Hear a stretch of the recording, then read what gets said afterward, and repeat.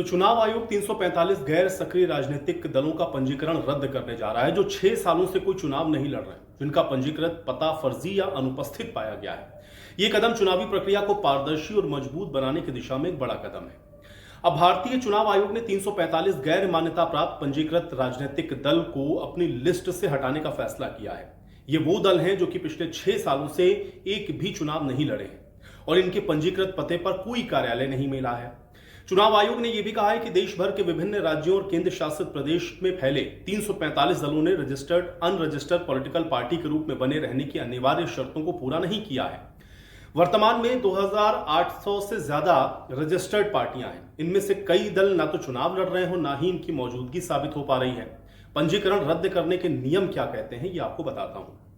चुनाव आयोग के नियम के मुताबिक प्रतिनिधित्व अधिनियम 1951 की धारा 29A और चुनाव चिन्ह आरक्षण आवंटन के आदेश 1968 के तहत कोई भी पंजीकृत दल अगर लगातार 6 साल तक लोकसभा, विधानसभा या स्थानीय निकाय के चुनाव में हिस्सा नहीं लेता है तो उसका पंजीकरण रद्द कर दिया जाता है।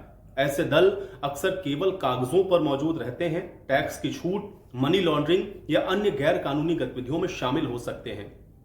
आयोग ने इन दलों के पंजीकृत पतों का सत्यापन किया है जिसमें ये दल मौजूद नहीं पाए गए हैं। 2022 में भी 86 ऐसे पार्टियां थी जिनको इससे हटा दिया गया था। चुनाव आयोग ने यह भी कहा कि 345 दल हैं जो कि देश के अंदर अलग अलग राज्यों में हैं और दलों ने अपने पते में बदलाव की कोई सूचना आयोग को नहीं दी है, जो कि नियमों का सीधा उल्लंघन है। इसके पहले 2022 में आयोग ने 86 गैर मौजूद ऐसे दल थे और 253 ऐसे थे जिनको निष्क्रिय घोषित किया था। इस बार भी आयोग ने सक्रियता दिखाते हुए निष्क्रिय दलों को हटाने का फैसला किया है। इसके बाद इनसे मिलने वाले लाभ जैसे मुफ्त चुनाव चिन्ह सुविधाएं, ये सब बंद होने वाली हैं। ये कदम न केवल राजनीतिक प्रक्रिया को मजबूत करेगा बल्कि मतदाताओं का भरोसा और बढ़ाएगा।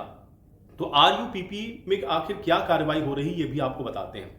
तो रजिस्टर्ड और अनरजिस्टर्ड पॉलिटिकल पार्टियां यानी कि आरयूपीपीएस वो दल हैं जो या तो नए रजिस्टर्ड हैं या जिन्होंने विधानसभा या लोकसभा के चुनावों में पर्याप्त वोट हासिल नहीं किए हैं, उन्हें राज्य या राष्ट्रीय पार्टी का दर्जा मिल सके या फिर उन्होंने रजिस्ट्रेशन के बाद कभी चुनाव लड़ा ही नहीं। ऐसे दलों को मान्यता प्राप्त दलों की तरह सभी सुविधाएं नहीं दी जाती, इसलिए इन्हें कुछ अधिकार तो मिलते हैं जैसे सामान्य चुनाव चिन्ह, कॉमन सिंबल का आवंटन। अब चुनाव आयोग ने यह पाया है कि आरयूपीपीएस इन सुविधाओं का दुरुपयोग भी कर रहे हैं और इसके लिए उनके ऊपर यह एक्शन लिया जाना बहुत जरूरी है। तो भविष्य में भी ऐसी कार्रवाई जारी रहेगी, यह बात चुनाव आयोग कह रहा है। आयोग ने यह भी कहा है कि भविष्य में इस तरह की और कार्रवाई को चुनाव आयोग जारी रखेगा ताकि केवल सक्रिय और वैध दल पंजीकृत रहें। प्रतिनिधित्व अधिनियम 1951 29A के तहत पंजीकृत दलों को अपने कार्यालय, पदाधिकारी और अन्य विवरण के जो बदलाव की सूचना है वो भी आयोग को देनी होती है। और अगर कोई दल 6 साल तक कोई चुनाव नहीं लड़ता है, उसका कार्यालय सत्यापन में अगर नहीं मिलता है तो उसे गैर मौजूद मान करके हटाया जा सकता है। ये नियम धन शोधन, चुनावी धोखाधड़ी को रोकने के लिए बनाया गया है और इसलिए चुनाव आयोग ने यह फैसला किया है कि 345 गैर सक्रिय राजनीतिक दलों की जो मान्यता है वो अब समाप्त कर दी जाएगी।